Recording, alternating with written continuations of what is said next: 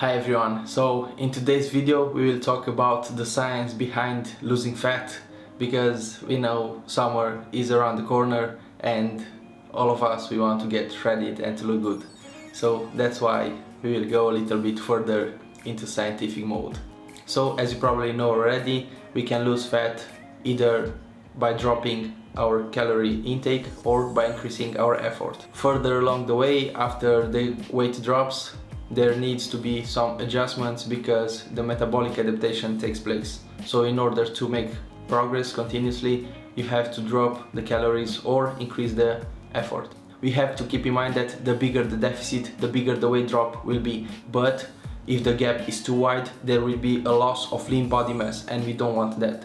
So that's why the weight needs to drop gradually. So let's go a little bit deeper into the nutrition and study the macronutrients.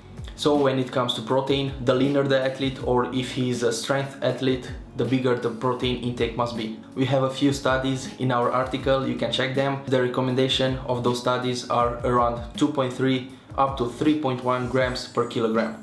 For example, bodybuilders, when they are in the caloric deficit and they have a contest prep, the leaner they are, the higher the protein demand will be. So their protein intake will be at the higher end of the spectrum, around 3 grams per kilogram. So they can maintain that body mass. Now keep in mind that if you're not on a high deficit, caloric deficit, you don't have to bump your protein that high. 2 grams per kilogram, it's more than enough. That's around 0.9 grams per pound of body weight. So moving on to the carbs, as we already know, they are the main source of energy and we have to keep them in our diet in order to maintain our strength and maintain our glycogen deposits. Of course, the quantity recommended for the carbs is higher, around 4 to 7 grams per kilogram. So depending on what phase the bodybuilder is in his contest prep, for example, the carbs will be a little bit lower. Of course, when a weight loss is desired, we need to drop those carbs, but we don't need to drop them so significant in order to deplete our glycogen levels and decrease our strength. Usually proteins and carbs are emphasized over the fats, but we have to keep in mind that fats are very important in our diet in order to maintain a high hormone level. So as a side note, to give you a tip, if during the day you don't feel so good, or you feel annoyed, or you have a temper and you don't know why, try to integrate in your diet some healthy fats. You will feel better. For our bodies to secrete testosterone, it needs fats. So that's why they are very important. The fact that by dropping your fats from 40% to 20%, the testosterone level dropped significantly. But if you look at the previous studies, when they said that the carbs are more important than the fats when it comes to weight drops, it is better to drop the fats because those decreases in testosterone levels will not influence our muscle mass. It is more likely to lose some muscle mass if you drop the carbs too much than if you drop the fat. So keep that in mind. As an interesting fact, if you don't already know, the glycogen deposits level into our muscles are between 300 grams and 700 grams. Those are between 1200 calories and 2800 calories.